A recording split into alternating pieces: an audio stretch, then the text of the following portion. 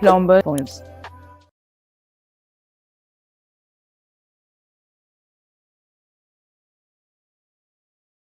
The world of technology is constantly evolving, which means the world of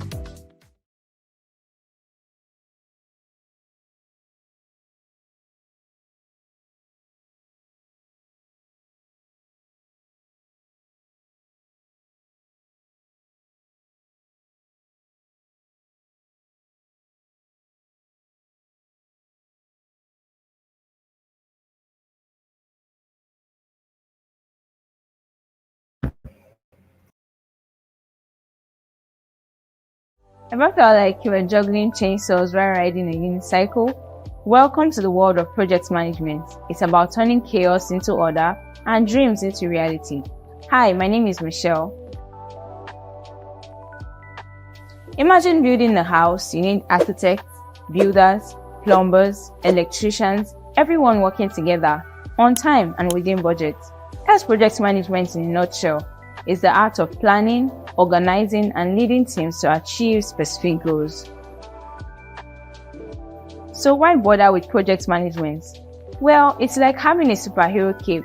You boost efficiency, reduce costs, and increase the chances of project success. Plus, it's a skill that's in high demand across industries. Ready to embark on a project management adventure? Here's a sneak peek of what you will learn. 1. Planning and initiation. Laying the groundwork, setting clear objectives, and building your dream team. 2. Execution. Rolling up your sleeves and getting the job done. We'll cover scheduling, resource allocation, and quality control. 3. Monitoring and controlling. Keeping your project on track, identifying risks, and making necessary adjustments. 4. Closing. Celebrating success, evaluating performance, and learning from your experience. Project managers are the All right. Ayodele, Ayobanjo, Uzuku, Chidera, Ayodele, Phoebe, Olayemi. Wonderful. It's good having each and every one of us here on this class. All right. Tonight we'll be delving into feasibility studies in project management. But before that, let's take a quick recap. Last week, so can I confirm in the chat box? All right, let's have a few interaction before we move on. What did you gain? What were the things you learned last week? Let's just be sure that everyone is following and live and engaged. So what did we learn last week? Can you chat in the chat box? What were the things, the key takeaways that worked for you? Can I also confirm that you are able to implement a few of these things that you have learned from the class last week? Okay, I can see Peaceful Peace, Project Charter. Fatima Ibrahim says Project Charter as well. Chioma as well, the same thing. Olaide Oriere, learn about timeline and roadmap. Okay, Chioma also added Project Charter and Project Scope. Yes, Eniola says, I learned that all projects are unique. Sophia says, Project Charter. Oluwaseyi, we learned about Project Charter and shareholder assessment. Yes. Yeah, Day project methodologies. Okay. Yeah, yes. Apologies if I'm missing your chat, okay? Adejuke says how to create a comprehensive charter. Okay, Shalom says I learned about project management definitions, phases. Jenietta said something about project stakeholders. Okay, that's quite great. Yes. Olua Sikemi says I learned that every project is an individual. Yes, and a single entity. That's very good. Peaceful Peace, high risk and low risk stakeholders. Okay, great, super. That's proud. That's great. So you can hold up your head high and say that I learned something outstanding in class last week. So sit tight. Most definitely, you will learn more in project management this week. Okay. All right. So before we delve into today's class, let's just take a few more interactive engagement. Yes, I dropped an assignment last week. How many of us were able to get my assignment done? Yes, can I confirm? Yes, Taufik says project life cycle. Yeah, that's cool. Yeah, so we were able to look at project. So I want to know how many of us did the assignment. Okay. Ogolua, yes, Elizabeth, who else? Ayodele, Olivia. Yes, Peaceful Peace says she has, but she hasn't submitted. Okay, she didn't know where to turn it in. Okay. Yes, I recall that you can actually turn your assignments on the Telegram um, interaction platform. Okay. So maybe after this class, just for today's class, immediately after the class, please do turn in your assignments so that I can be able to look at them and then, yes, try to give some input. Okay. Yeah, Sophia says it wasn't easy. Really? Okay, so I would like to know more why it wasn't easy for you. Okay. All right. So last week was more or less like the beginning for us, the beginner's class. Okay. So, sorry, the Telegram did not accept files. I uploaded it on LMS. That's great, Olivia. So I'm sure after now, okay, we'll be engaged on the LMS platform. So that's fine. So, yeah, the admin is definitely going to tell us further how we're going to turn in the assignments. So don't bother about the Telegram. So let's see, you'll be given more information on where to turn in the assignment. So for all of you that were able to turn do these assignments, I say kudos to you. And for as many who are still battling with getting it done, yeah, I encourage you to do that. Okay. So it's going to help you as you roll further in this class. So last week we did talk about project management. Okay. What project management was. We looked at key definitive words as far as project management is concerned. And we also did mention that projects could be anything you manage, from goods, services, or products. Also, we encountered different categories of participants in this class. We had beginners, intermediates, and as well experts. So we went further to talk about project scope, project initiation, the phases, why you should engage in project management, why you should have a background understanding of what project management is, and yeah, sure. So, yes, I'm going to take a few more minutes. So, I just want to interact with us, and I need to be very sure that you had a nice time in the first week. So, yes. So, we also talked about the criticality of projects and how complex projects are. Okay. And we looked also at, most importantly, some of us now know who a project sponsor is. We now know who a project stakeholder is, or who are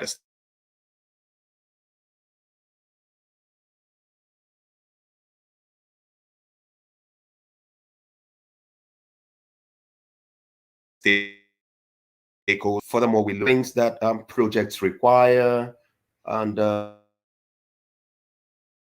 we looked at the competing constraints diagram. Yes, I'm sure we can remember that competing constraints diagram. Yeah. So it was quite a handful. Boss a day, please. Can you check your audio? Can I confirm participants? Can you hear me loud and clear? Can I confirm that my participants can hear me loud and clear?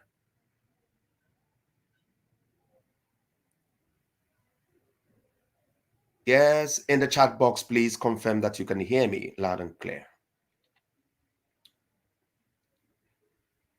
Yes, President Debbie says yes, yes, yes, I can. So if you can hear me, just refresh your page. So we did mention that we saw some clear examples of project charter. Okay. And I gave a guide on how best, from a glance, you can use project charter. After that, we talked about the project stakeholders.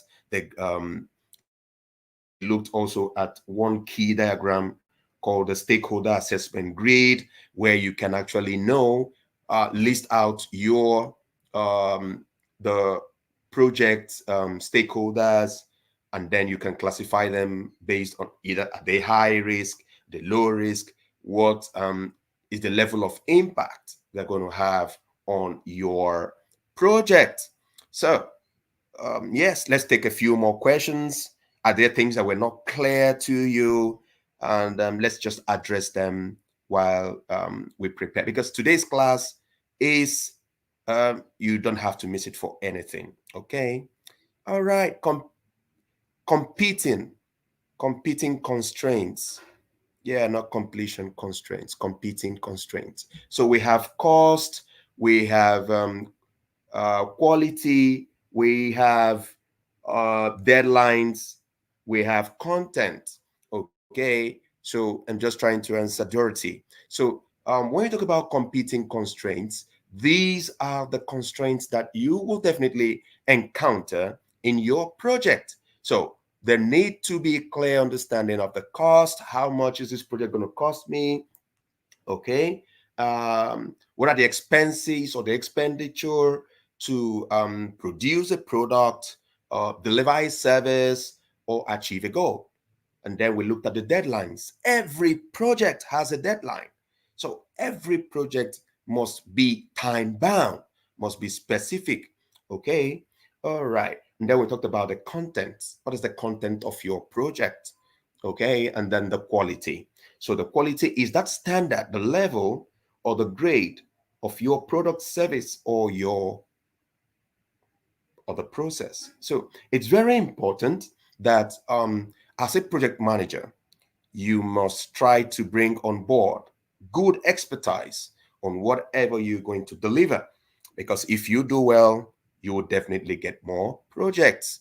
All right, Idema Oha says, I didn't understand the stakeholder assessment grid and how it works. So on the left side of that grid is the post-it. So the yellow boxes that you see there is you have already listed your stakeholders. Okay, so every stakeholder is identified as yellow. So you can just say 1, 2, 3, 4, 5. You can number them, and then on the other side, where you have the grid, low or high. So what it means is that you would now pick each stakeholder and place that stakeholder in the risk assessment box. Are they high level risk? What level of impact are they going to have in my project? Or you can decide to do a percentage, okay? 0, 20, 40, 60, 80, 100. And ask yourself, what percentage impact is this particular project stakeholder going to have on my project? So when you have that outlined, it now gives you an idea the stakeholders you need to focus more on and those which you need to focus lesser on. So that's the high and the low. Okay, so Shalom says for the sign part of date in project charter, sir, do we keep changing the date as it is being updated throughout the project? Now, every project we say is time bound. So you should know what exactly is the time frame. Is it 3 months? Is it 6 months? Is it 1 day? Is it 2 days? Okay. So that timeline should be substantive. Okay. So in between, if you need to, if the need is need for any change, like I did mention in the first two, in the second and the third classes, you need to have what we call change management process. So you just don't wake up and start changing dates. So else the sponsor and even the stakeholders will not see you as somebody who is a very serious project manager. Okay. So if the Ayedole says if the stakeholders are as important as the sponsor, can the sponsor decide to change or remove a stakeholder? Well, the project manager has a definitive role to play in this aspect. So the project manager lists the stakeholders. Okay, so every stakeholder is important. We don't neglect any particular stakeholder, regardless if he is 1% impact or 0.5% impact. So it's definitely not the sponsor to decide, but you can suggest to the sponsor why you think that stakeholder should be in that project or not. Okay, so favor OKK. Oh, I think I missed that. So she may take that again. Phoebe says, please, sir, can you explain the difference between goal, objectives, and scope of the project? Now, the goal or the objective is what do you intend to achieve with this product, this project? That's the goal. Okay. Now, what's the scope? You ask questions. The scope asks you questions. Why this project? What is this project all about? How much is this project going to cost? Okay. When is this project going to happen? Who are the persons involved in this project? Where will this project occur? How do we know that we are going to achieve or have achieved or achieving these goals of the project? So that's the project scope. It asks you so many questions in between. Okay.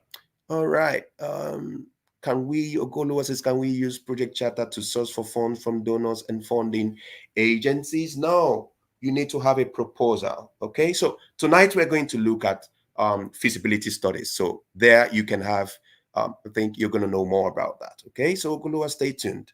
All right. So Mary Jayeshimi says, I need clarity on the project checklist, sir. Who works with the checklist? Who prepares this? You called it sponsor project manager checklist, and that got me confused. All right. Now, let me explain to you. Okay.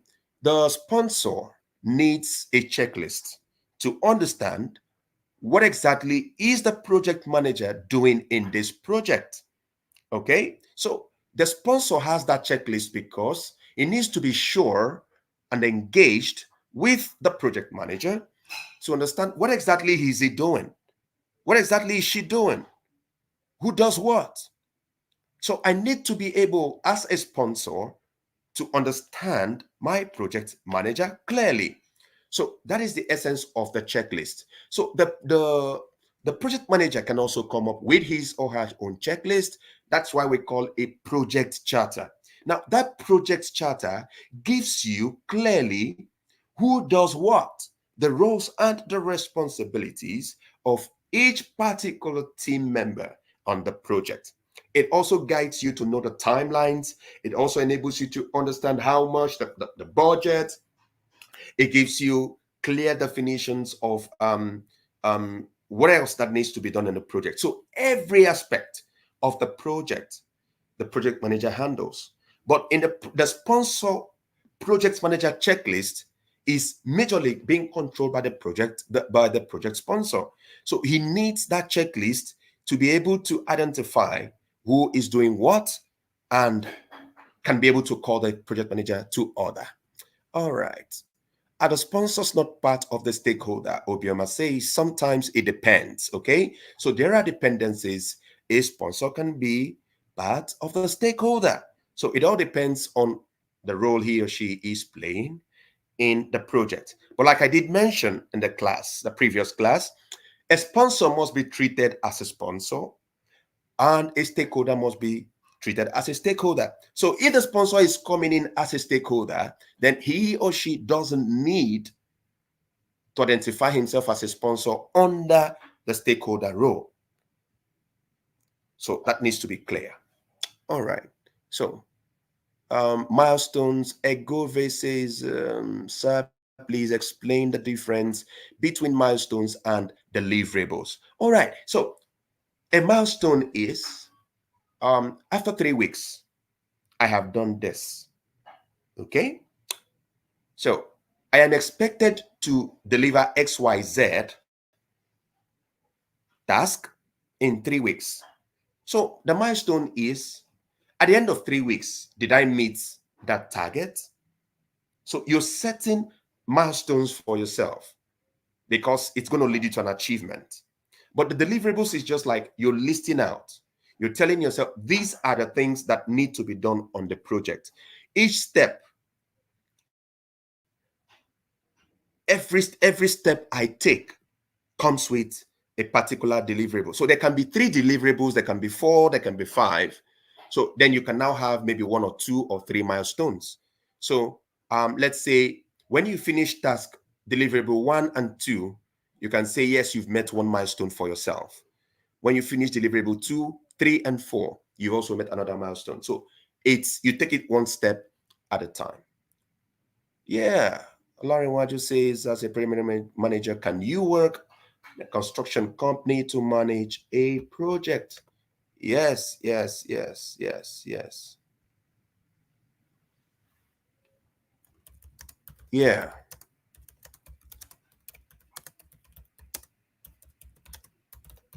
Yeah, so I'm still looking at so we're still having our recap, okay? So oh no, Chiamaka. No.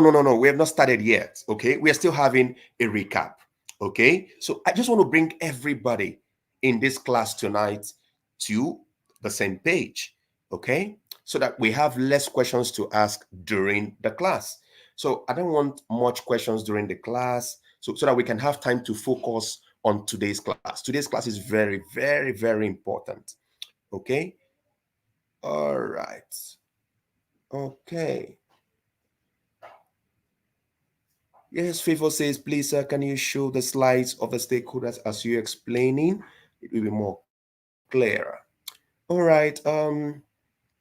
Okay, I think that's for the last class. So please try not to mix the next class. So at some point, I'm going to bring that up, okay, tonight. Okay, so yes, Oluchi says, what is feasibility? That's where we are today. Okay, so we're going to talk about stakeholders, okay, feasibility, okay. Victoria says, please, who is a stakeholder? Yeah, a stakeholder. Okay, so a stakeholder could be anyone who is directly or indirectly affected by the activities or the result of a particular project. They can also be people who influence, support, or resist the outcome of your project. Then they can also be those who provide personal, financial, or professional interest in the outcome. Okay, so, all right, so please, I'm taking some time to respond to questions so that we can get into the nitty-gritty of tonight's class. Okay, because you need to have that understanding to be able to go further to understand feasibility in project management. Okay. Yeah. So Fatima says, is the project manager the one determining the high and low risk in the assessment grid? Yeah. You need to clearly have an understanding who these stakeholders are. Okay. So if you can tell me what aspect of projects you are handled, or if you're a beginner, can I know that so that I can be able to assist you further? Yeah. Irene says, please, sir, is it possible to have just one sponsor and stakeholder depending on the project that you are involved in? Remember, the stakeholder are people who directly or indirectly are affected by the outcomes of your project. There are also people who provide either financial support or personal support, or they can even be people who have one way or the other can influence or affect, either for good or bad, your project. So, all right. Okay. All right. Okay. So, any further questions so that we can address and then we move forward? Next 5 minutes, any other question so that we can move straight into today's class? All right. Egove says, please, sir, explain why it is necessary to list the assumptions surrounding the project. That's part of what we're going to discuss tonight, feasibility. You need to understand why you're going into a project and for what reasons, so that the project doesn't just fail. Okay? You just don't enter a vehicle and say you're on a journey. Where are you going to? Why are you embarking on the journey? For what purpose are you embarking on that journey? And you need to understand. Okay. All right. Yeah. Blessing says, sir, you didn't address my question. I asked if content and scope are one and the same based on the table of constraints. All right, scope embodies content. Okay, so we have what we call the competing constraints diagram. Now, the essence of that diagram is in the middle you have your resources. What am I going to use, or what would make this project successful? That is your resources. Everything that you need to bring on board to make your project successful. Resources. Now, there are things that will be competing with the resources. The cost, okay? The time, that's your deadline. The content, which is the information you gather or receive in this particular project. And then you also have the quality. So these four things compete with the resources that you're using for this particular project. Okay, so I hope I've been able to differentiate clearly. All right. So must the sponsor, OJ says, must the sponsor be the one financing the project? Who is the sponsor really? Yeah, a sponsor is just to inform you that if you don't have a sponsor, then there is no need to start up a project, because somebody must finance that project. Okay, you need resources to successfully execute a project. Okay, so now it means that a sponsor for you is someone who is directly or indirectly financing this project. Okay, very important. Okay, so all right, can we move now to today's class? If you're ready for today's class, can you just type in the chat box, I am ready? Can I see you? Yes, if you're ready for tonight's class, can I? Yes, just let me know if you're ready for tonight's class. Just type, I am ready. Okay, so we'll take questions much later. Okay, we'll take in questions much later. Thank you, Sanusi, Chidinrem, Chizoba, Olukunle, Alice, Odili, Messi. Thank you, everyone. So, yes, on the Telegram group, you're going to see the assignment. Okay, so you can ask questions in that group. Okay, so let's delve quickly into tonight's class. So, what is project feasibility? So, what is project feasibility? So, very important. Okay, so project feasibility. Okay, so we're there now. So, why is it needful to have what we call feasibility in project management? Very key, very, very key. You must understand that, like, as much as we have said that anything that has a beginning must have an end, then it means that you must study, you must understand, you must take a delve, you must try to go into your mind's eye to picture the project before it starts. Have some form of idea. this project I'm going to embark on, is there any likelihood that it will succeed? Is there any likelihood that this project will succeed? So, very important. So, if you have that understanding, then it means that you will now begin to ask yourself certain questions based on what you're thinking out.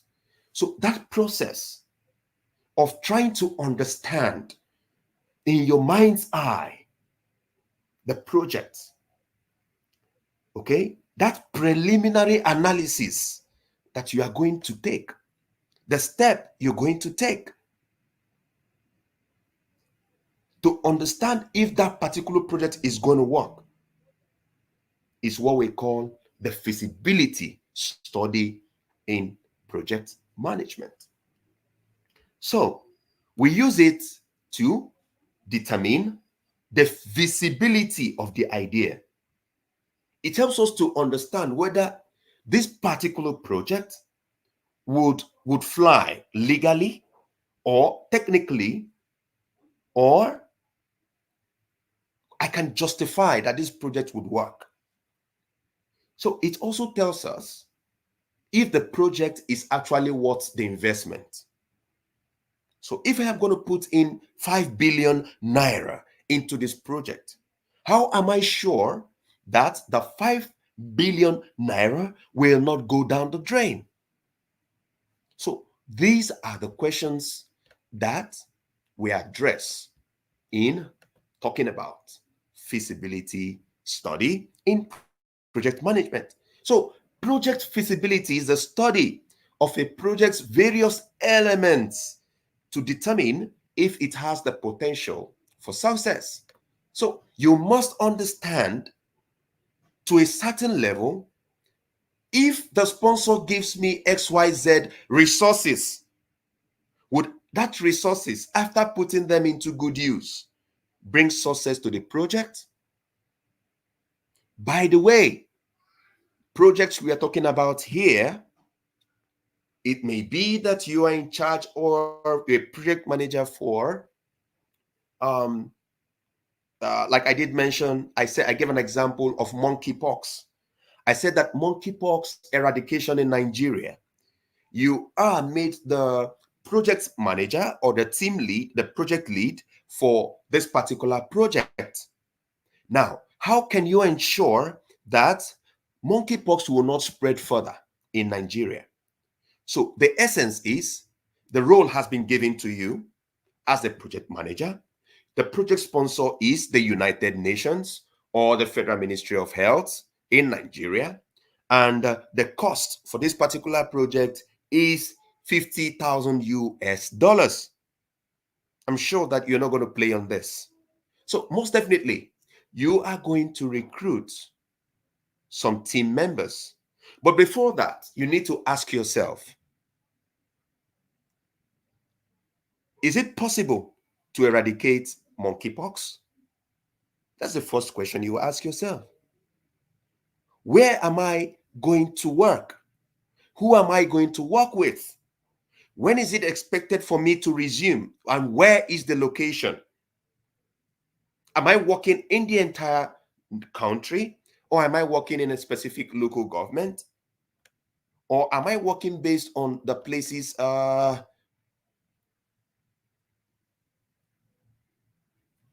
Yeah, Abisolami, please, you don't need to worry. Okay, so just follow for today's class. Okay, so that you don't miss out on what you need to learn for today. Very important. Okay, don't worry about assignments for now. Just key into the class and learn. Okay, so we're talking about the eradicating monkeypox in Nigeria. So you need a project manager or project managers. So the key project manager would now decide what exactly do I need to recruit project maybe team leaders in every state of the country to assist me ensure that we eradicate monkeypox? How much would be needed for each particular state to see that it is eradicated? You begin to think. You prepare. What are the goals? What are the objectives? The sponsor have already given you the clear objective of this particular project to ensure that monkeypox is eradicated. So what are you going to do? You need to now plan both budget and other things. So now that planning, all those steps you're going to take would now lead you to carry out a proper feasibility study. Have there been cases of monkeypox in Nigeria ever before? These are questions you ask yourself. What are the states that are identified with monkeypox? Which clinics are going to be available as pilot centers to assist in eradicating monkeypox? Do we need to go community by community? Do we need community health workers? Now, what are you doing? You're asking yourself questions. So before a project begins, a company, an organization, the project manager can evaluate the project's feasibility to identify the obstacles, put together strategies to see how they can overcome them, and ultimately attract investors. So the United Nations may be the direct sponsor, but there may be other sponsors willing to come in to assist on the project. Then you ask yourself, is this project possible? Is it achievable? Is it practically easy to do or convenient? When you have the slight answers to this, then you can now embark on your project. Can I confirm in the chat box that we are following? That you have a basic understanding of project feasibility?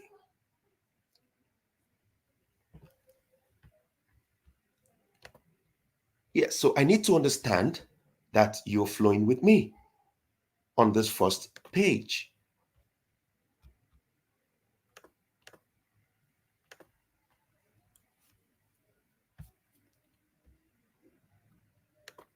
Thank you. Thank you, Sanusi, Anifowoshe, Bakare, Shalumi, Tui, and others. So now you have a clear understanding of why you need to do feasibility studies in project management. So we're going to see different types of feasibility studies in project management. So you need to also understand that feasibility studies would help you to decide whether to move or not to move on with the project.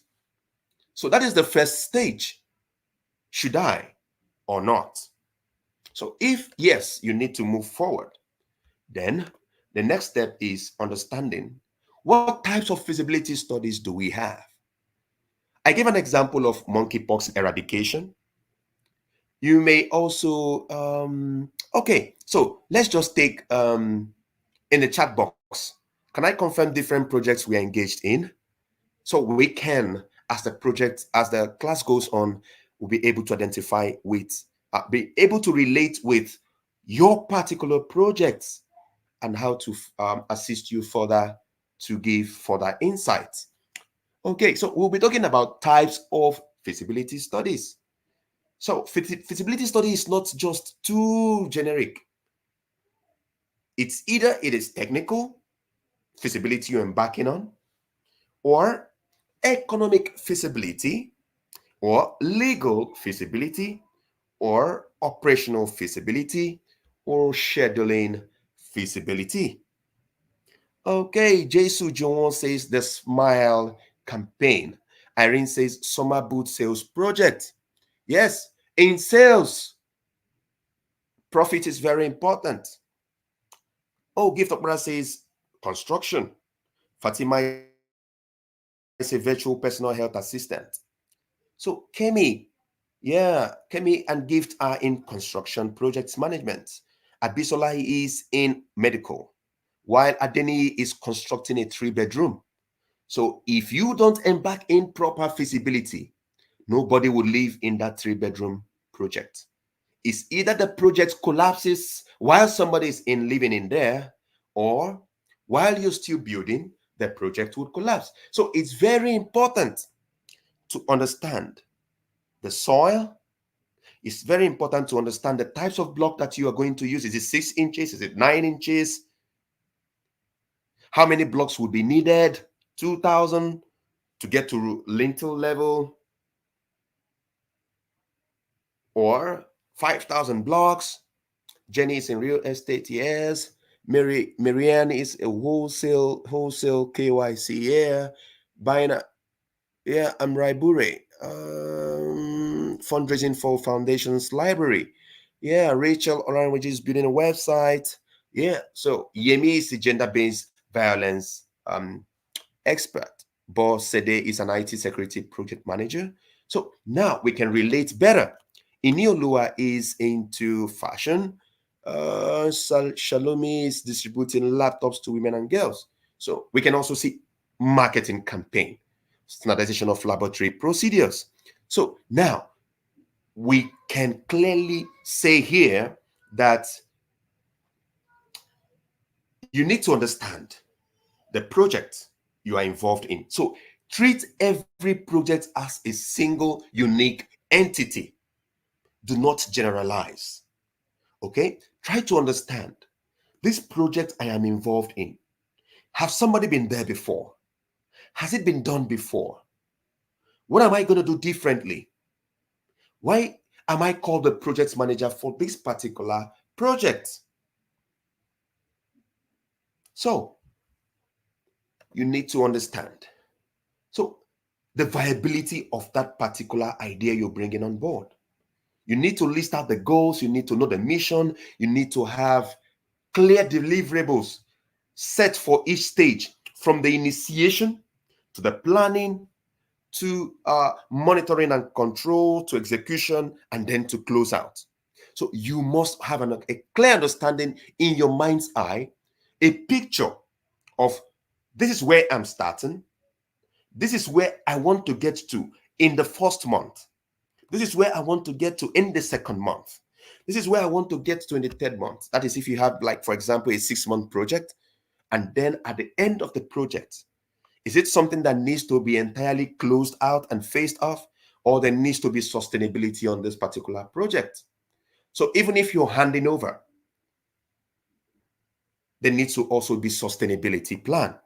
So these are things you need to, as a project manager, think about, bring together in one table, in one document, and then ask yourself, should I go further or not?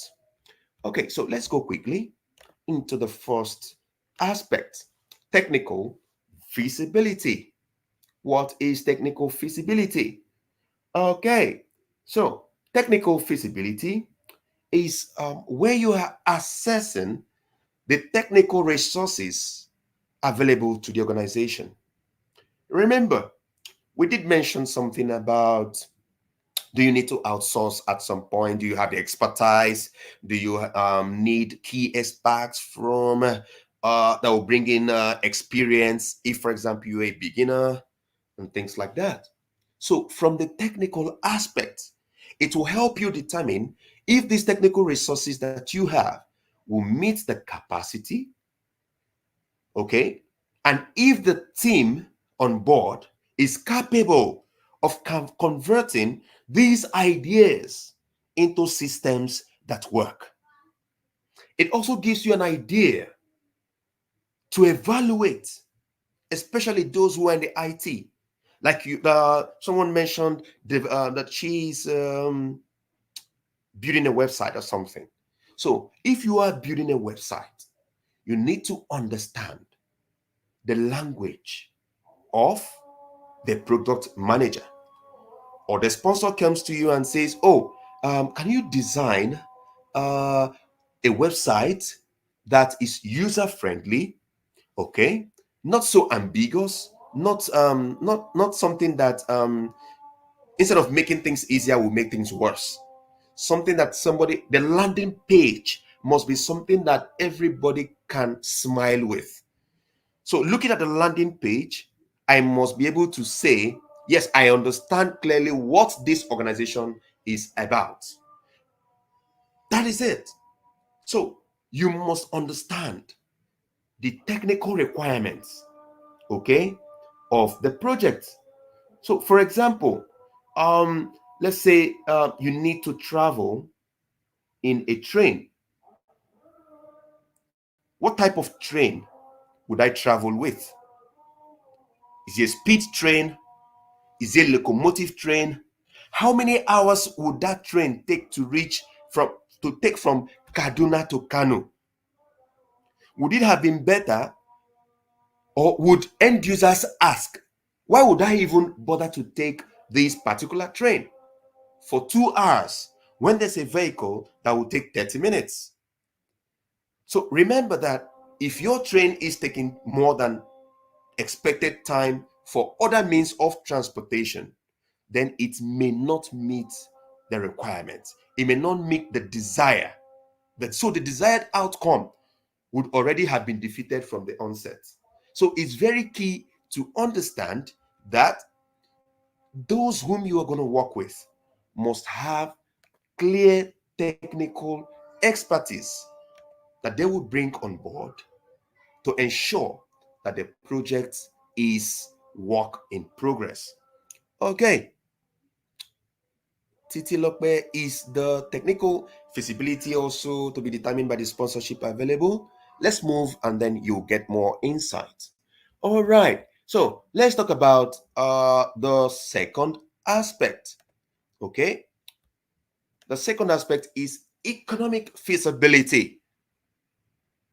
When we talk about money, they say time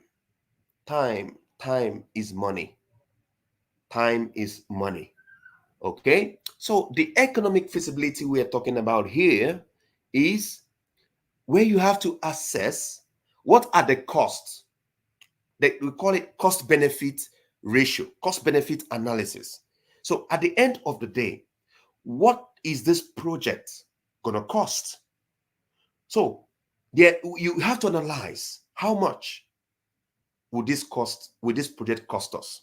So the first thing the sponsor will ask, how much are we looking at here? Okay, how much will this project take? So the project sponsor will be thinking in his mind's eye, plus or minus, we have 5 billion, and this project is about 10 billion. Well, can we afford it? Is this something we can afford? Is it something that we may say, no, just hold on, we'll call you back in 3 weeks. Let's go and look for more funds. So it will help you. It will help you, the project manager. It will also help the organization or the sponsor to determine the viability, the cost, the benefit associated with this project before these financial resources are allocated. So you don't allocate financial resources before running your economic feasibility. So you must have a clear view. I remember in the second class, one of the participants asked that, what if, for example, you have submitted your quotation and the cost of things in the market are not exactly the same anymore. So these are things you want to checkmate from the beginning. So by the time you are giving your cost and they're sure they're going to work with you, the time frame between when the cost was given and when the project will be implemented should not be further apart, so that you don't have need for change management in economic feasibility studies. So you must have been able to, identify how much will this project cost and what is the viability in terms of cost. Are we really going to spend so much more? So would the disadvantage outweigh the benefits? So these are things that the project manager have to sit down and draw a line, have an understanding. Okay, this XYZ, this is what I'm going to do, and this is how I'm going to do it, and the like. So you must bring to board that same uh, kind of style. Okay, let's take for example, okay, Toyota. Toyota is making a Camry, let's say 2024 model, okay? And let's say for 10 billion naira, okay? So 10 billion naira. So the first question is, who are the target customer? Who is the target market? Okay, so the target market will determine if the product will be sold. Are there people that will be able to conveniently or high class level convenience pay that amount? Or are you making a car that you're sure that you want to roll out 500 cars and you want to ensure that you sell those 500 cars? Of course, if the cost is for high-end users, you know that you will not be able to sell 500 cars simply because everybody that's your target market is not going to have the exact amount. So they have to scratch for it to get the resources. Okay. So it means that you may have to bring in other considerations. Are the material costs going to increase? Are they going to decrease? Or things like that. So these are considerations. So it's not just that the economic benefits must be put side by side with other types of costs. The resources that will be used. That's why we said the competing constraints diagram is such that whatever resources you're going to use on this particular project, they are going to be fighting it. They're going to be, pursuing it side by side. So these are things that so when you're considering your economic analysis, you must understand that you're not just giving out a cost. You look at, that's why we're talking about stakeholders. Even the end user is a stakeholder because it's going to affect the product. If you churn out a product and at the end that product does not sell, it becomes a problem. If you are distributing laptops and the laptops are laptops that when you install Microsoft Word, you install graphics design software, application softwares, would it begin to slow down the processing speed? Now, the question is, you will now, when the feedback you will get is, these laptops are not very good. When you install one thing or the other, it begins to lag. So these are issues for consideration before you really embark on the project. Because when you start out this project, it will be difficult to apply some level of change management process. Because not all change management processes would fit into either your initiation stage or the planning stage or the executing stage. So what you'll now be doing at the monitoring and control is to be receiving feedback, and the feedback you will be receiving will not give you enough room to address the situation at the beginning. Something you would have done at initiation, you are now coming back to do it at the end. So we take a pause here. We'll have a break. Okay. We'll be back in 5 minutes. So we'll take the attendance right now and see you shortly, where we'll continue on economic analysis in feasibility studies. So Ever felt like you were juggling chainsaws while riding a unicycle? Welcome to the world of project management. It's about turning chaos into order and dreams into reality. Hi, my name is Michelle. Imagine building a house. You need architects, builders, plumbers, electricians, everyone working together, on time and within budget. That's project management in a nutshell. It's the art of planning, organizing, and leading teams to achieve specific goals. So why bother with project management? Well, it's like having a superhero cape. You boost efficiency, reduce costs, and increase the chances of project success. Plus, it's a skill that's in high demand across industries. Ready to embark on a project management adventure? Here's a sneak peek of what you will learn. 1. Planning and initiation. Laying the groundwork, setting clear objectives, and building your dream team. Second, execution, rolling up your sleeves and getting the job done. We'll cover scheduling, resource allocation, and quality control. Third, monitoring and controlling, keeping your project on track, identifying risks, and making necessary adjustments. Fourth, closing, celebrating success, evaluating performance, and learning from your experience. Project managers are the unsung heroes of organizations. You can work in tech, construction, healthcare, and finance. The possibilities are endless. With the right skills, you can climb the career ladder and become a project leader or even a project manager. Are you ready to take control of your project? Join our course and unlock your potential as a project management expert. Subscribe to this YouTube channel and follow us on all our social media platforms.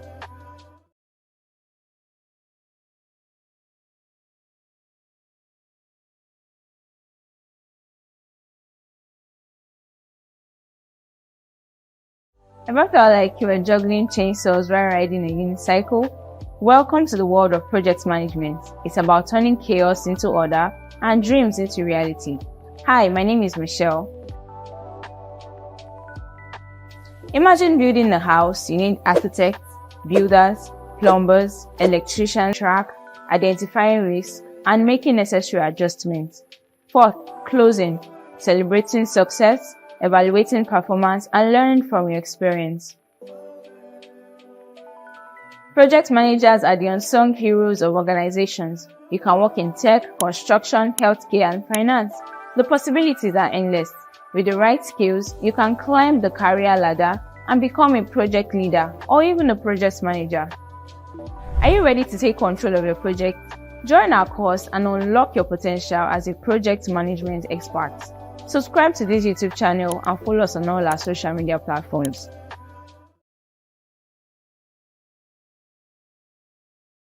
Back to our project management class. We are talking about feasibility studies in project management. If you are with me, can you please understand time is being controlled by the factor of money?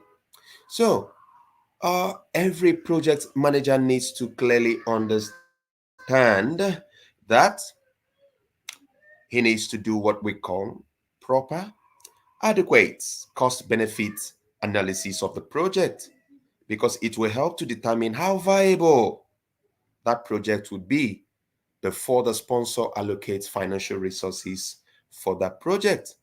Not all sponsors are willing to reallocate extra funding for a particular project.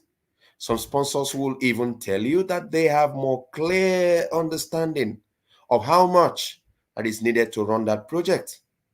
Some others will even tell you that what they have given to you is just an additional. In fact, they gave you more than what you deserve to use for that particular project. So you need to be wise and be able to defend your financial or economic projection. All right, let's move forward. Legal feasibility. Yeah, very important. Legal feasibility, just like you can say when you hear the word legal, you can see it has to do with law. So this assessment, in a nutshell, talks about you being able to understand this project, would it be in conflict with any legal requirements surrounding that project? Like, for example, looking at water body registrations. So you need to have a background understanding of this. So that organization has just saved considerable time and effort by learning that their project was not feasible right from the beginning. So from the onset, you need to understand what project, where, why. So it takes us back to the project scope. So if you clearly understand the project, it will save you time, save you cost, and save you some other forms of contingencies that may later affect the project. Nobody wants to have a failed project. Let's say you're 90% already in the business, in the project, and all of a sudden the project is demolished or the project is destroyed due to what? Legal requirements. I'm sure your sponsor would never be happy, and your CV may be dented as well. So it's very key to have that understanding. Okay, so let's move further. Operational feasibility. So operational feasibility talks about undertaking a study to understand, to analyze, to determine whether, how well the organization's needs can be met by completing the project. So at the end, the success of this project depends on how operational it's going to be, how well. Sometimes people say it's not how far, but how well you run that particular project. So sometimes you may be in a hurry because you have 10 billion naira. You feel that you can work all night, all day to complete the project. And all of a sudden, there are gaps. So the operational feasibility also determines how a project plan satisfies the requirements identified in the requirements analysis phase of the system development. So what are the things, XYZ things that are needed for this project? I want to visit a community and distribute palliatives for 5 months. What kind of palliatives would be needed? So you know the name, generic, is palliatives. Would it be rice? Would it be beans? Would it be clothing? Would it be vehicles? What do you need to distribute? So there must be some identified requirements that are tied to the plan of this particular project for it to succeed. So these are things that you must clearly, as we as project managers must understand. With that clear understanding, Adeola is talking about a building project. So when you talk about a building project, you should understand that over time, especially in Nigeria, we are now having collapsed buildings. What are the causes of collapsed buildings? Project manager, you must ask. These are things that you must avoid. Inconsistency in the mixture of cement and sand, gravel, concrete, and other things. Inconsistencies in handling the resources simply because you want to save some cost. You're not necessarily ready to use the requisite and adequate materials. Where you're supposed to mix cement sand ratio 2:1 or 3:1, you mix half and half. Where you're supposed to use 9 inches block, you use 6 inches block. So these are things you need to ask yourself. All right. Okay. So let's move forward. Okay. So having talked about the operational feasibility, we end that aspect of types of feasibility with what we call scheduling feasibility. If you look to the right of your screen, you would see a clock. So this assessment is the most important for project success. Every project will fail if not completed on time. So every project is time bound. Characteristics of projects. Every project is time bound. We must understand how long it will take on this project, or else the project begins to lag. So in scheduling feasibility, every organization, every project manager estimates how much time the project will take to complete. And that's why we call it timelines. So it's called timelines. So what timelines have you set for this project? So for every phase of the project, there needs to be a timeline. Okay. So if my project is 1 week, So I will set a timeline for 7 days or 6 days or 5 days. So I may have two dependables or two deliverables. Okay, they may not have dependencies, or they may have dependencies. Maybe A depends on B, B depends on C, C depends on D, and then I will tag a timeline to it. At the end of 24 hours, the first 24 hours, the first day, did I meet deliverable A? If not, why? You now look at the dependencies and the implication of shifting the unfinished work to the next task, to the next day, because it must be finished before you start up the next day's program. So these are things that you must clearly have in your mind's eye, visualize before you start up the project. So also note that not every project goes seamlessly. Sometimes there can be hitches here and there. So it is your at your purview to understand how to deal with changes or contingencies that affect your project. Okay. So now, what are some of the benefits of feasibility studies? Why do we need to embark on feasibility studies? Okay, so it helps us identify any constraints that proposed project may face, including internal project constraints. So what are internal project constraints? Some of the technical issues, some of the budgeting issues, like the resources also that you use. Then what corporate constraints, financial, marketing, like those in the sales, okay, exports, people who are into maybe processing, agri processing, produce, name it. Some of these constraints are bound. Okay, then we have what we call also external constraints, constraints that are not controlled directly by you. Okay, logistics. You may plan that this particular goods will be delivered from Enugu to Lagos in 72 hours.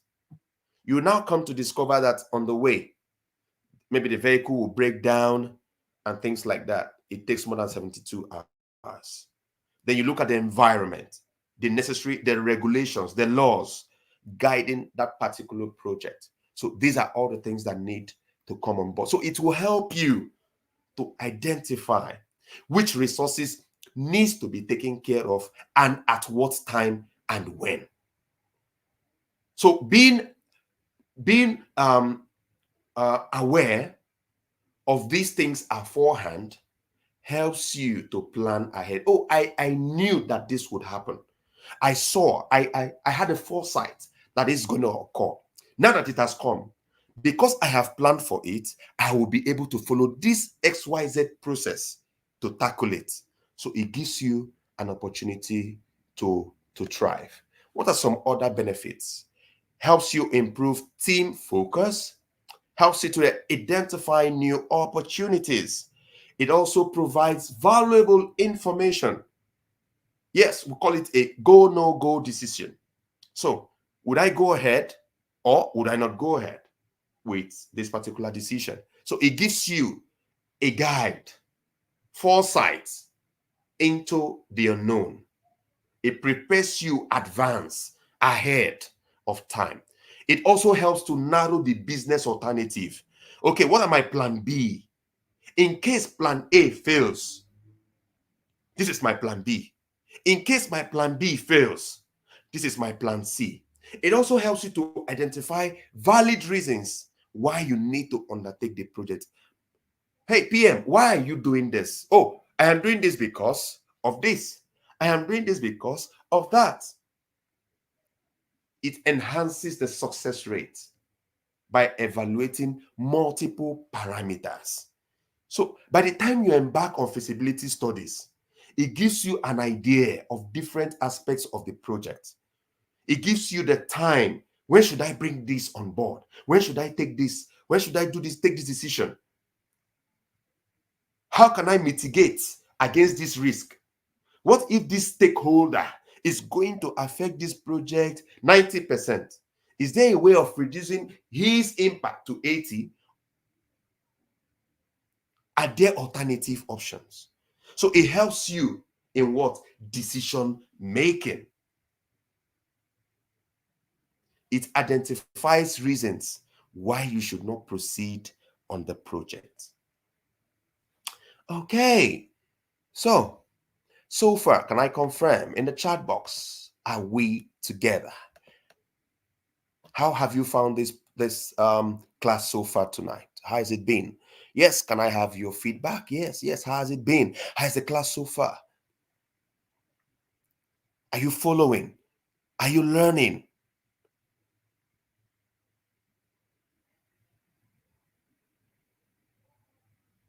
Is it sparking something inside of you? Is it giving you another dimension of thinking? Thank you so much. Adebola, Dare to Read, Olaide, Zainab, Edun, Aisha, Noel, Luayemi, Olivia. Yes, thank you, everyone. So let's go back. Yes. There's something Egove says. He says it's very enlightening. I just found out I've been employing some of these, but I don't know their terminologies. Wow. So tonight, you know them. So it gives you now speak more like a project manager. Okay. So there are terminologies you use in project management that gives you makes you a better project manager. Okay. So let's move forward. I'm going to give you some guide, very important guide on how to go about your feasibility study. Number one, you need to conduct preliminary analysis. Number two, you need to outline the project scope and conduct current analysis. You also need to compare your proposal with existing products and services. As well, you need to examine market conditions. Number five, understand financial costs. Number six, review and analyze data. Okay, let's move over to the first one, conducting preliminary analysis. What is preliminary analysis? The first steps, the first things you need to do. What is the idea? What actions am I going to take? Now you're doing a rough sketch in your mind and you're putting them down. You're now examining the market space and the commercial viability of that action. So what we're talking about, put the project you are involved in or you're going to be involved in. If you're not involved in any, pick one project, something simple. You want to start delivering toothpaste from your house to the market. Very simple. What kind of toothpaste are already in the market? Do I have competitors? If I deliver my toothpaste and somebody opens it up, is it attractive? Is that toothpaste going to be useful when it goes into the mouth for use? Would that person need it again? So now you are determining the market space and you are also trying to understand the commercial viability of your project. Now, examine the unique characteristics of the idea. I am selling toothpaste. I'm producing toothpaste. You are the producer and the marketer. What is unique? What differentiates McLean from Close Up? What differentiates Close Up from One Family? What differentiates One Family from Colgate? Why would somebody use my product and want to come back for this product? So it must be unique. Okay, you are not in the marketing and sales. Yes, okay, not toothpaste. You are building a house. when you start this project, would somebody see that structure and want to identify with me, the project manager, for building that project, that particular building? So it's very key. Now, you also need to determine if there are insurmountable risks to the action. Are there risks that would affect this particular project that will mitigate, will stop me from engaging in this project? I'm sure if a lot of people look at building collapse, they will not want to embark on building houses or buildings or skyscrapers. But when you look at, if you're going to do it well, then we must bring something different. Okay? So you must conduct preliminary analysis, understand the project, own this project from your mind first before you bet it to reality. Okay? All right, that's the preliminary analysis. Now, number 2, outline the project scope and now look at the current. You've done what you call preliminary analysis. You're going to look at the current. Okay? Yes, I will take questions. Okay? Just keep your questions, save them. Okay? Let's take it in the last 15 minutes of the class. Okay? So, all right. So, we're going to do that. Question time will come. Just understand the concept. Okay? All right. Okay. So, let's go back to the class. All right. So, you need to outline the project scope. Remember, we talked about competing constraints diagram. What are those things that we compete with? The resources, the cost, the timeline, the quality, the content. Then you now define the area of study. What exactly? Where is this particular project? What are my major concerns? You now begin to study the different parts of this project. Like we talked about toothpaste. What are the ingredients that will be used for this toothpaste? Are there machines, are there equipment that will be bought for this, for the manufacturing or the production of this toothpaste?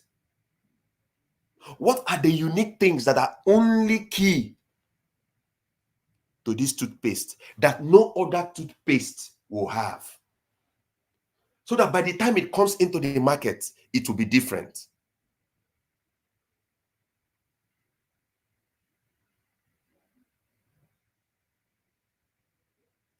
There used to be this slogan, if no be Panadol, it no fit be like Panadol.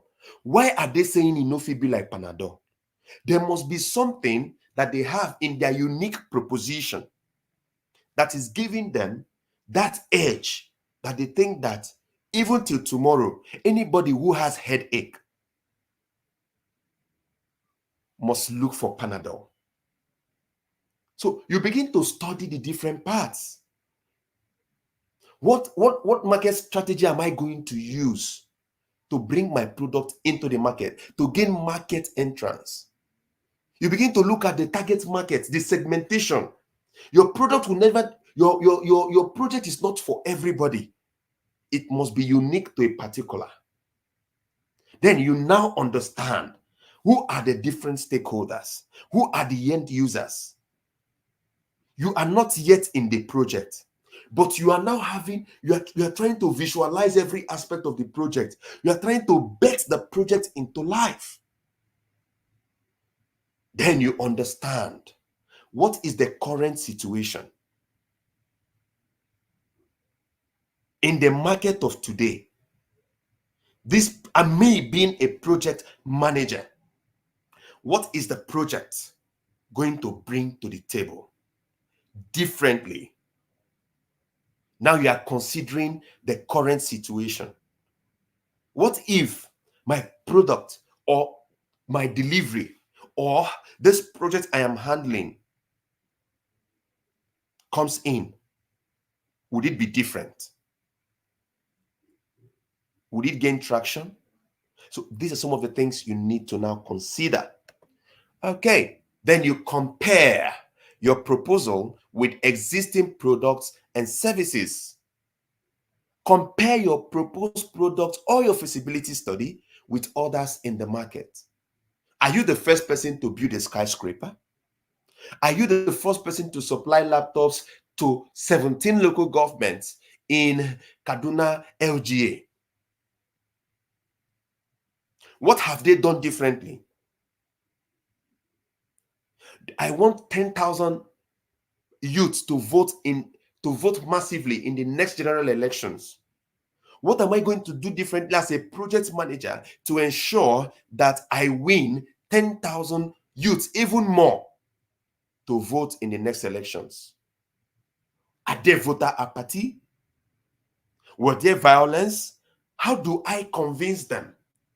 What kind of enlightenment, product, what kind of webinars would I organize?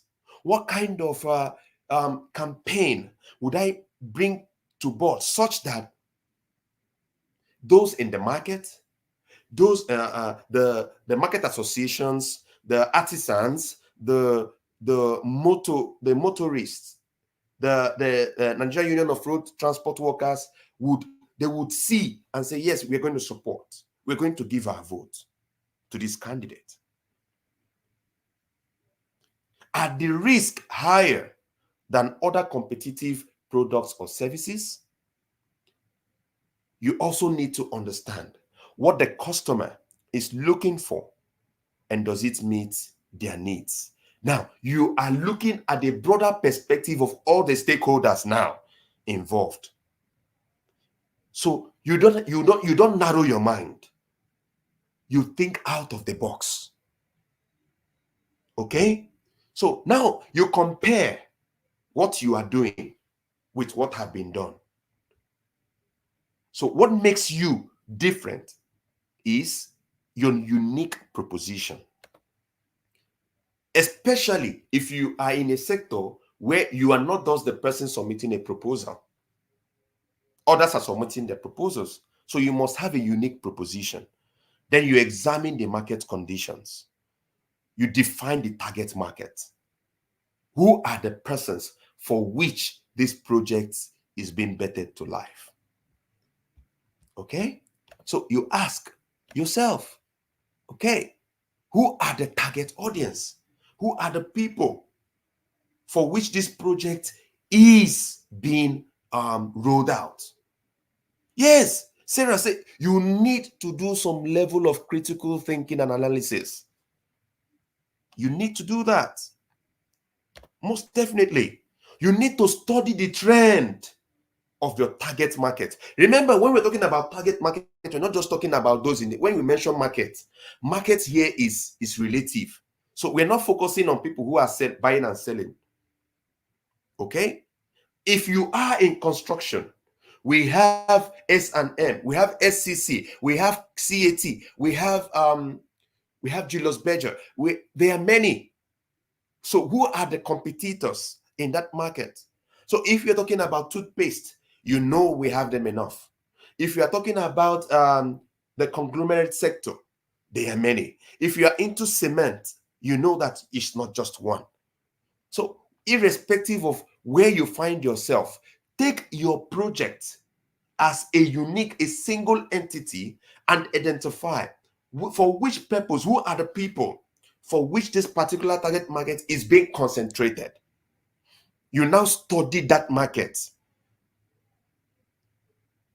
So what will be your share if you come into the market? So when you go into the market, will you be swallowed or would you be called upon? Oh, this man, this project manager built a 21-story apartment for Nikon Hilton hotels and towers. I think we can call him to build one in Morocco. We can call him to build one in Tunisia. We can call him to come and do one in Senegal. So the market share needs to be understood because you are coming into a niche where you need to carve out one for yourself. Then outline the product or service required for the use of your product or service. So you need to understand. Now begin to itemize the resources that you need. What are the things, the items, the equipment, the resources that you need to roll out what you want to do? Then have an understanding of the revenue projection for implementing the idea. Remember, as a project manager, you're not expected to make more losses from that project. There should be some level of profit. If you're making snacks, the snack should be tasty. It should be appealing, that people will want, I will have an event in 3 days. Can you call the person that made this one? I think I like it. So from your revenue projection, the sponsor should be able to say yes tomorrow. The sponsor should be able to bring out your card and give to someone else. So your revenue projection is important. If you are in sales, you should understand that you are in business to make profit. There should be a point where you will break even, and there will be a point where the sponsor needs to understand that, yes, I think after 2 years, we're expecting the profit. Okay, not after 2 years, more losses. Then understand the financial cost, the resources required to implement the idea or the action. Clear. You need to understand also if there are internal or external funding. Where would the funding for this particular project come from? You also need to understand the break-even potential. I just said that short while ago. That is the sponsor expecting profit at the end of 2 years, at the end of 1 month, at the end of 3 weeks, things like that. So remember, the break-even potential is that point when the profit from the idea equals the cost that has already been put into that particular business. So anything further from what the sponsor will derive from that project is the profit. Okay, so you need to also understand the risky market conditions, the probability of requiring more resources. Would there be need for more resources, and when? That is it. Then understand the worst case scenario. Let's say come to the worst. What will happen at the end?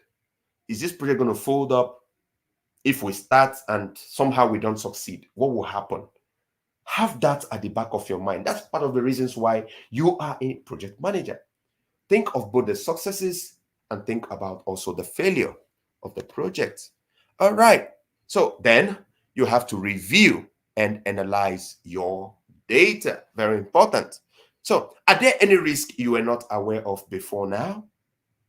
You ask yourself as a project manager, have the market conditions changed since the last time I had a review? Has the competition changed? Are there more competitors now? Or I am one of the top 5 competitors. Okay, so if the conditions have not changed, you can review these parts of your feasibility study. Then after that, you go ahead with your financial decisions after reviewing the results. So with this in mind, you can now prepare your proposal and make a submission believing that, yes, you are on the right track. Okay, so we come to the end of tonight's class. We move straight to entertain some questions. Okay, so can I confirm in the chat box, how are you impressed with tonight's class?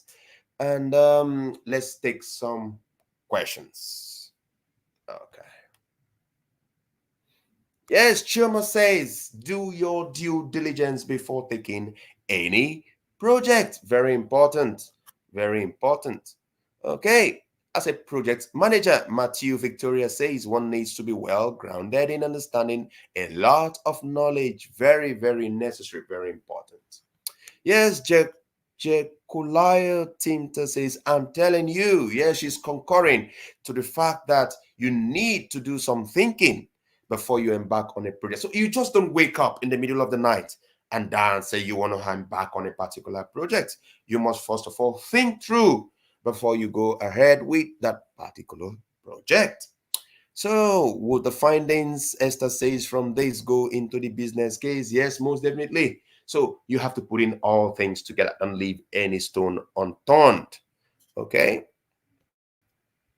All right. So, okay. Victoria Mora says, please, project manager, should you have your specific niche?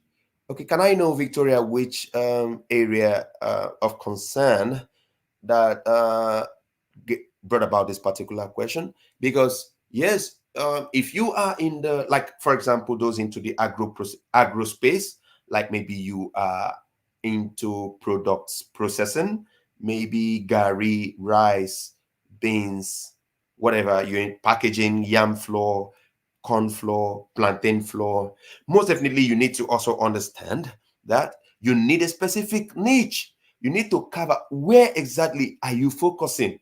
You can't just focus on everything.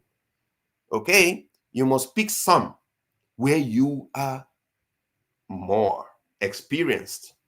Okay, so that your product would speak for itself.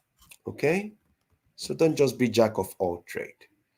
Okay, yeah. So questions, please. Let's take more questions. Okay, yeah. You spoke about landing page, Elsie says. Yes, landing page. I was just explaining. There was one of our participants says she's into website design or something for a client. Okay. So when you look at the page, that landing page is like, let's say you open, let's say, Nor, okay, for cooking. Okay. So by the time you're designing for Nor, okay, the first thing is when somebody looks at Nor, the first page, that landing page is, what would I see that would entice me, okay, to want to use Nor even after the first time? So the website must be catching, okay, it must be engaging, it must be user friendly, it must not be ambiguous. Okay, so those are the thoughts of the project manager to design a particular web page. Okay, all right. So let's say you are using OPay mobile app. The mobile app should not be something that just, it shouldn't turn you off. Okay, it should be something that would keep you, I want to use this. Okay, I want to use this. I like the page. From liking the page, you will just like the name. Okay, from liking the name, you want to use the app. Okay, from wanting to use the app, you want to invite other persons, okay, to now use the product. So that is it. Shalomi Koroma says there are so much aspects involved. Are we supposed to know every single one before we start a project? What if you do not remember anything? Which ones are much more necessary? Okay, Shalomi, what I would say to you is this. Okay, have a basic understanding. Know what you want to do in that project. That's the first thing. Understand the project. When you understand the project, how do you own the project? There are key aspects of the project. Every project has phases. Whatever has a beginning has an end. Okay? So you need to understand, for each phase of this project, what am I expected to do? So if you see, it's a dynamic process. In a sketch, you can just sit down and do a sketch of each stage. As long as you have an understanding of what you want to do, where you want to do it, how you want to do it, what will it cost me to do it? What are the risks involved? What if this project doesn't go as planned? What is the backup plan? When you are able to understand all these things, it gives you an idea. So you mustn't have itemized A, B, C, D, E, F, G, H, I, J, K. You must critically think about this project. Because if it fails, you are the one that will be held responsible. Okay.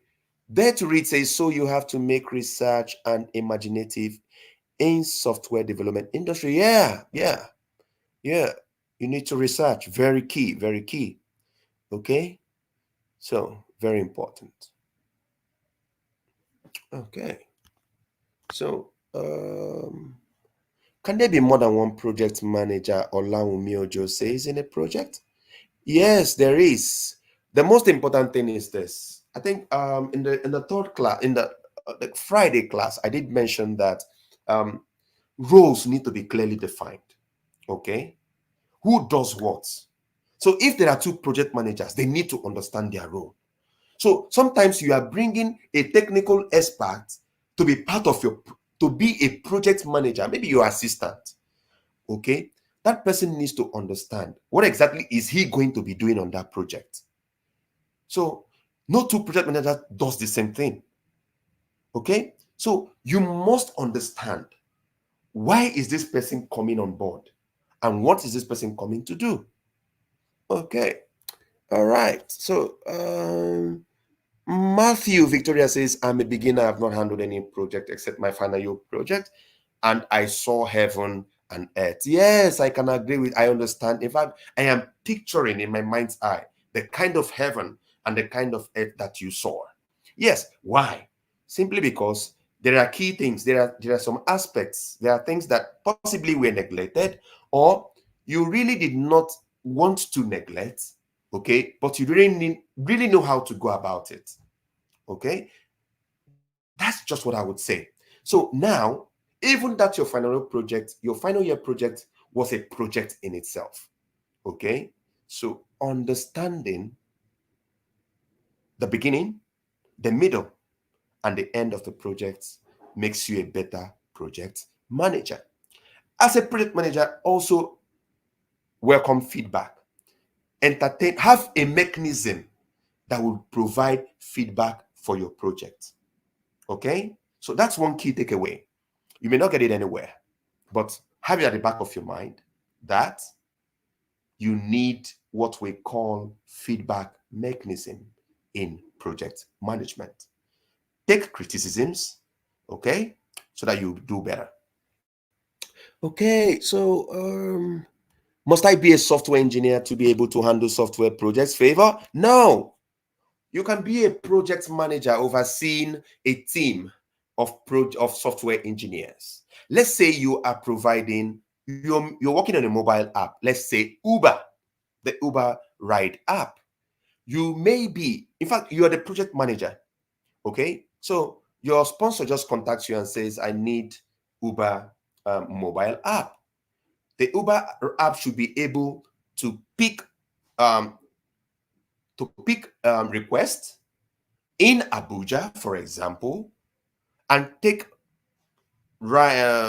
users on the ride from a particular location to another location, drop them off, and we should be able to see them on the dashboard. So what it tells you is that now you have to look for who are the team that you need. People with experience that have either designed software similar to this. You bring them on board. Tell them your expectations. Give them the clear objective and the deliverable, and you set a timeline. Each phase would have clear deliverables. By the end of this, you should have done this. What will be the cost of this? So you mustn't be a software engineer, but over time you will now need to start. When you now research, that is why it's a dynamic system. What are the expectations? So you just don't leave it to them. What if they lie to you? What if the project fails? You can't hold them responsible. The sponsor will hold you responsible. Okay. All right. So we've done a lot. So the Telegram page would be opened to receive more questions that we can address tonight. Okay? So, yeah, sure. Okay. So the Telegram group will be opened. So I'll take more questions from my participants. Okay. So we're going to end the class here tonight. And in our next class, we will delve more into project management. So I can confirm just in a minute in the chat box, how do you feel after tonight's class? Can I have that in the chat box? How do you feel as a project manager?